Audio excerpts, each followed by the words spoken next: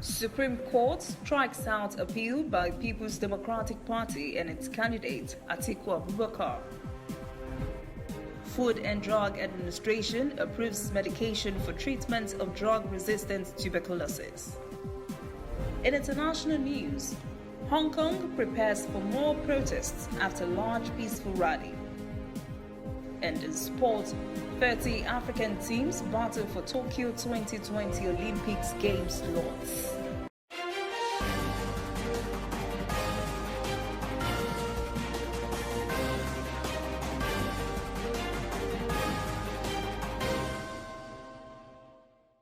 This is ANN News.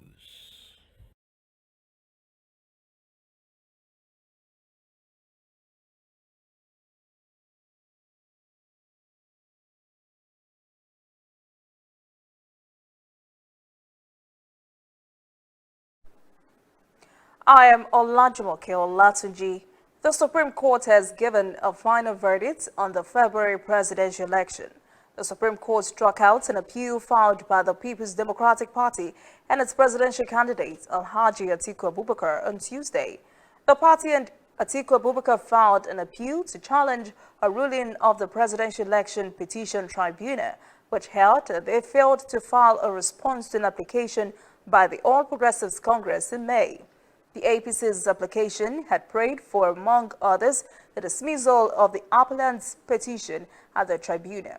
A five-man panel led by Justice Datijo Mohammed said the appeal was statute barred. Atiku and the PDP are by their petition before the tribunal challenging the victory of President Muhammadu Buhari at the February 2019 election. The Economic and Financial Crimes Commission, EFCC, has visited Lagos State's former governor Akinwumi Ambode's residence in Akpe on Tuesday as part of an ongoing corruption investigation.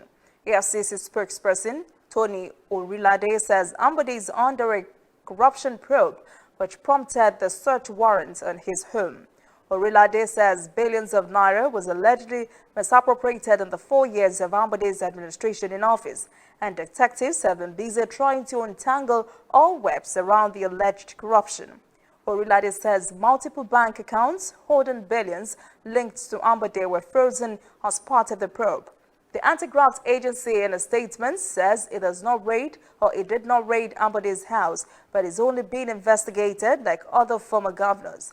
Meanwhile, some indigenes of Ekpe community allegedly stopped EFCC operatives from going on with a raid on accounts that the former governor has been witch-hunt. The presidency has dismissed stories that the chairman of the Federal Inland Revenue Service, Babatunde Fowler, is under investigation. In a statement on its verified Twitter handle, the presidency says it is necessary to state categorically that Fowler is not under any probe. The presidency says it is merely raising concerns about the negative run of the tax revenue collection in recent times.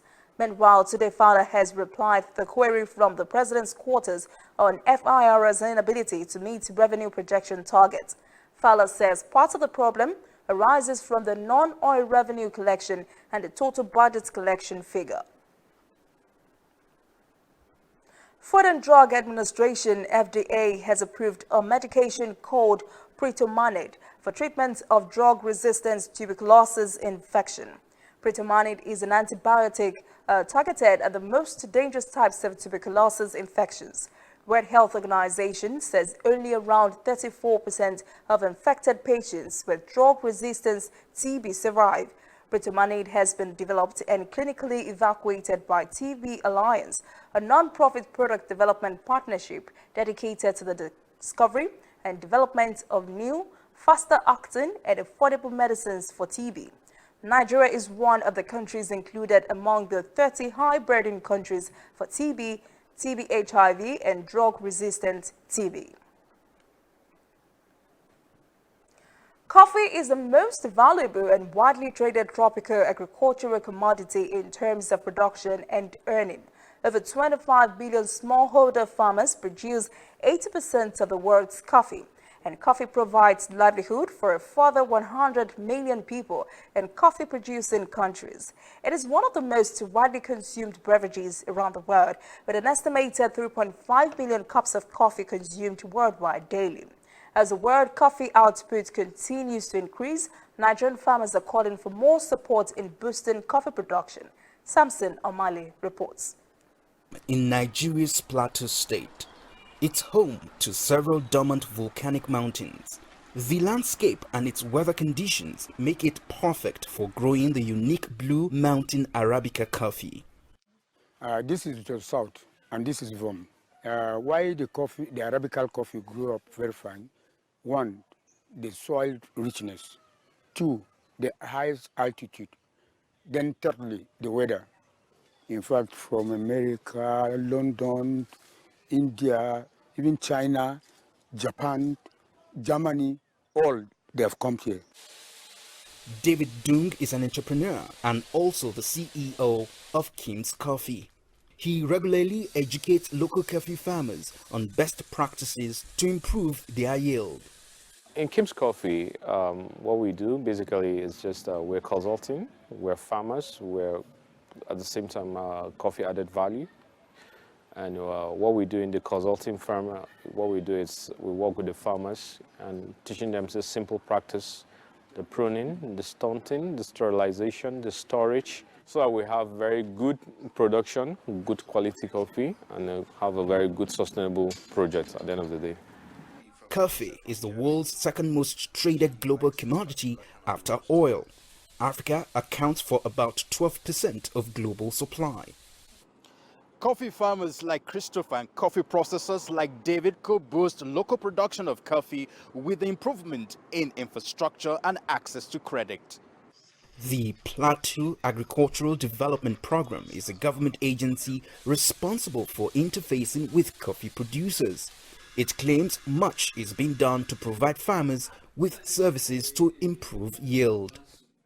The government is paying us salary to enable us render services to the farmers and even allowances to go to the field and render the extension services on coffee and other crops.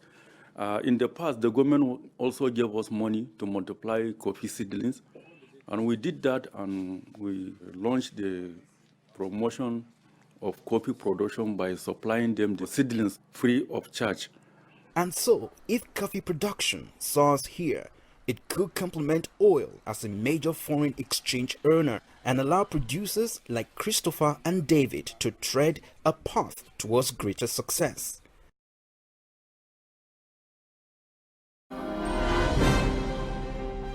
Coming up, African stories. Chad declares state of emergency in 3 regions due to security problems. And later, international news. Hong Kong prepares for more protests after large peaceful rally.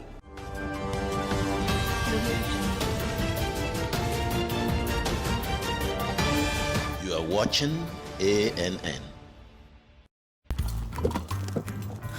This used to be me.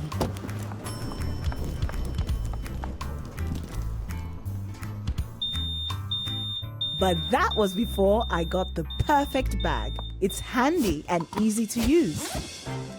All I need in one compact space, just like my MTN Extra Value plan. I used to get one plan for my calls and then try to remember which data plan worked for me.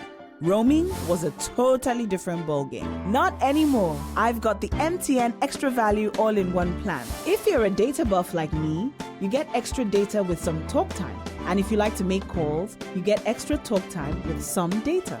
And when I'm abroad, I automatically browse, chat, and call right on the same plan. MTN Extra Value was made just for me. More of data or calls, whichever one you prefer. MTN Extra Value is made just for you.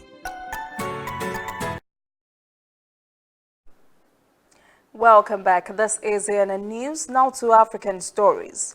At least 10 soldiers in Burkina Faso have been killed by unidentified militants. Many others were wounded in an attack on a military unit.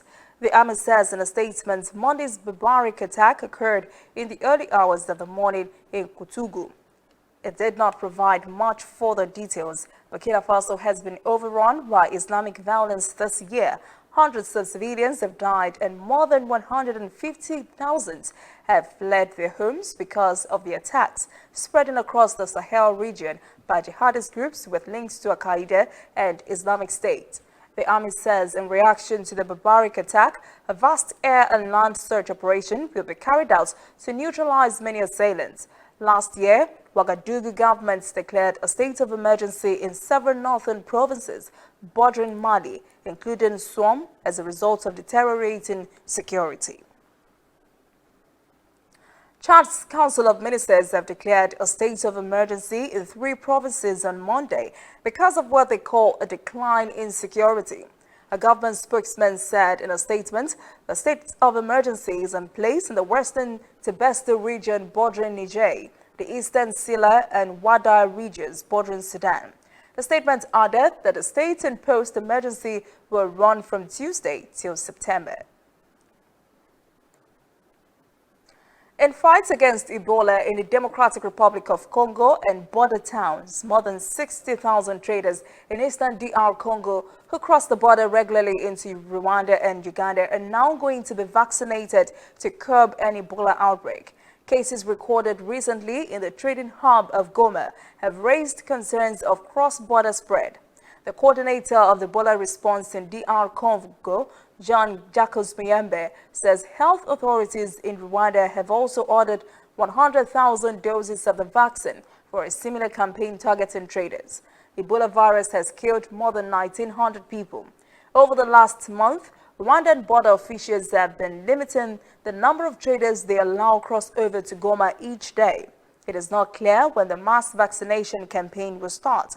Meanwhile, on Monday, the Congo authorities discovered a new case of Ebola in Pinga Wakikale, a remote militia-controlled province far from the area where previous cases near the border with Uganda and Rwanda occurred. The Health Ministry also confirmed a 3rd case in South Kivu province, more than 700 kilometers south of where the first case was detected. WHO global data indicates Zimbabwe ranks 4th in the world in terms of rate of preterm birth. Around 14,000 neonates die every year, mainly from preventable causes. Reports say the rate of decline of these key indicators leaves the country off track to meet many of the targets set by the Sustainable Development Goals by 2030. Reporter Faraya Iwakutuya reports that Zimbabwe's public health sector faces challenges in fighting cancer. The latest available statistics on cancer are from 2016, during which 7,265 new cases and about 2,600 deaths were recorded.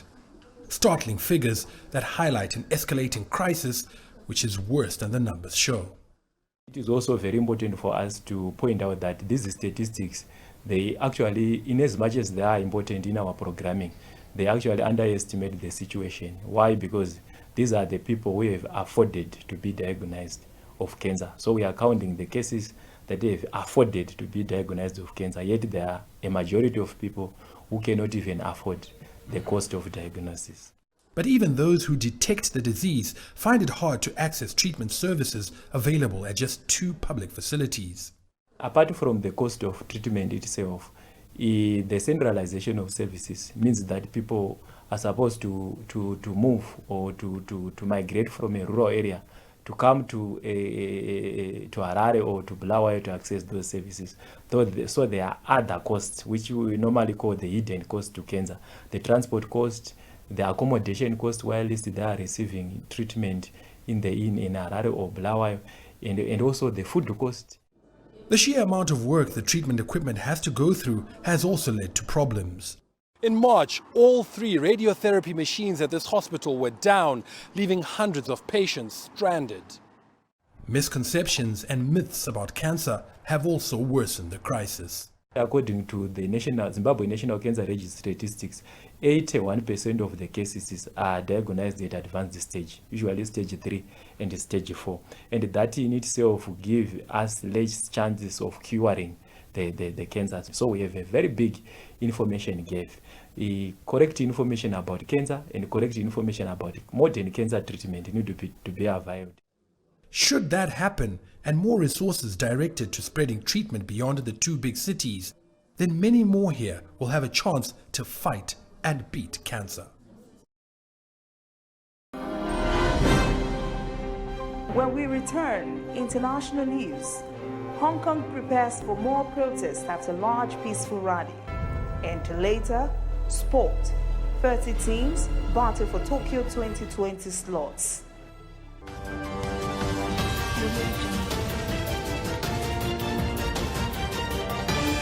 You are watching ANN.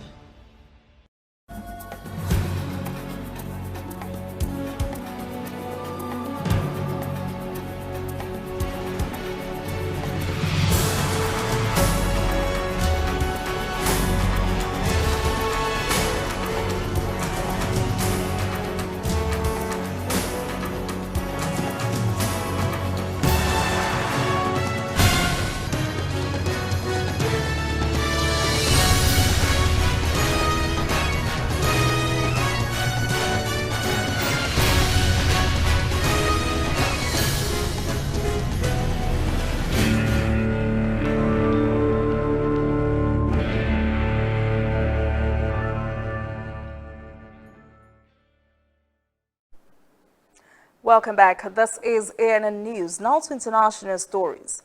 Hong Kong is getting ready to face more protests this week after hundreds of thousands of anti-government demonstrators braved heavy rain to rally peacefully on Sunday. It had not always been that way. Several previous marches had been marred by violence. Hong Kong's chief executive, Carrie Lam, says she hopes Sunday's rally had set the city on its way to peace. Organizers say Sunday's rally was attended by almost 2 million protesters. They say that shows the movement still has widespread support despite chaotic scenes last week when demonstrators occupied the city's airport. Some activists have apologized for the violent behavior at the airport and had urged others to go home peacefully. Police said on Monday the peace that marked Sunday's march was breached in the evening when some protesters defaced public buildings and aimed laser beams at officers. This protest is one of the biggest challenges to President Xi Jinping since assuming office in 2012. They began in June in opposition to a now suspended bill that would allow suspects to be extradited to mainland China for trial in courts controlled by Communist Party. An Iran tanker that has caused the face-off between Iran and the U.S. has led Gibraltar for Greece. Tehran says any move by the U.S. to seize the ship would have heavy consequences. Washington called the ship's release unfortunate and warned Greece and Mediterranean ports against helping the vessel. In an interview on U.S. television, Iranian Foreign Minister Mohammad Javad Zarif appeared to downplay the possibility of military conflict with Washington. The Grace 1, now renamed the Adrian Dyer 1, is expected to reach Greece by Sunday. The seizure of the tanker in July by the British Marines on suspicion of carrying oil to Syria in violation of European Union sanctions led to weeks-long confrontation between Tehran and the West. California is known for various weather patterns, including extreme heat and wildfires. Climate change is also adjusting the situation, as Mark Neal reports large numbers of mussels are dying because of heat wave there. During the June heat wave, Jackie Sohn set out to conduct research at Bodega Bay on the northern California coast. But to her surprise, she found this, massive amounts of mussels cooked in their shells. And then noticed hundreds of dead mussels right away. And then I kept continuing along the shoreline and realized that there was a very significant event, that there were tens of thousands of mussels that had died. You know, it's very rare to see mortality or die-off in mussels from hot air temperatures, but this mortality event is more significant than anything we've seen before. That crunching sound indicates dead mussels, still here a month later. Sohn says roughly 30% of the mussels died in 2 parts of the Bodega Bay Marine Reserve, and that they found anecdotal evidence of similar die-offs in other parts along the coast, including an hour south in San Francisco. The heat, a midday low tide, and an uncharacteristic lack of cloud coverage formed a recipe for disaster. And even though it's a typical summer day right now with cool temperatures of about 15 degrees Celsius, you can see the difference in the temperature if I use this thermocouple device to actually touch the wire against the mussel shell. Within seconds, it indicates the shell is over 27 degrees Celsius. Was this due to climate change effect on the jet stream? Cannot really tell, but the likelihood of this event occurring seems to be increasing, which means that if that is the case, then climate change will make this sort of event happen more often than it used to. Maybe it used to happen once every 100 years, now it may happen every 10 years. Largère says the die-off at Bodega Bay is probably representative of a much broader phenomenon that could result in long-term effects. The mussel bed itself is like a habitat, and it can take a long time to reestablish. Secondly, if all the adult mussels die, there are going to be very few babies, very little reproduction of future generations, and that'll take a while to recover. They are providing habitat for hundreds of other animals. So a loss of the mussel bed community indicates a loss to the hundreds of other animals throughout the mussel bed. A loss of mussels could impact snails and crabs, worms, sea anemones, sea cucumbers. There are over 300 species that live within the mussel bed community. Researchers say the die-off is far greater than anything they've recorded in at least 15 years. They say more research is still needed to understand what's putting mussels under such extreme conditions. Up next, sports. 30 African teams battle for Tokyo 2020 game slots. Please stay with us.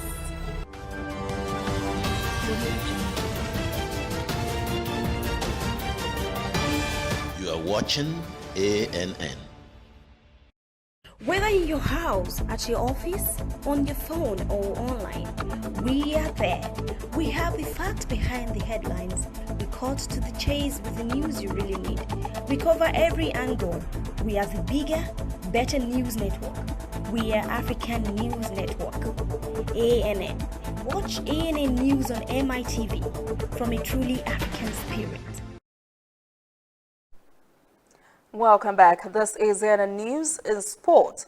The Nigeria Football Federation has disclosed that its lawyers have started to review the decision against former Nigeria player and coach Samson Siasia by the FIFA Ethics Committee. An organ of the World Football Governing Body announced on Friday that it had placed a live ban on all football-related activities on Siasia. The acting president of NFF, Seyi Akinwumi, explains that Siasia is one of Nigeria's respected legends and has given his all to the country. 18 men's team and 12 women's team will battle for Africa's slot in the table tennis events of the Tokyo 2020 Olympic Games at the 12th African Games holding in Morocco. The ATTF says winners of the men and women's event will qualify to represent Africa in Tokyo 2020. The continental powerhouses, Nigeria and Egypt, are top seeds in the men and women's event, with Nigeria's men aiming to defend the title they won in 2015, while the Egyptian ladies, led by Dina Meshref, will also be keen to hold on to the title. The top 7 teams in the event will also secure qualification to the 2020 World Teams Championship in South Korea. We'll be looking forward to that. That is ANN News this evening. Thank you for joining us. For details on these and other breaking stories, visit our website, annafrica.news. Conversation continues on our social media platforms, Twitter, Instagram, and Facebook at ANN Africa TV. I am Olajumoke Olatuji. Have a pleasant evening.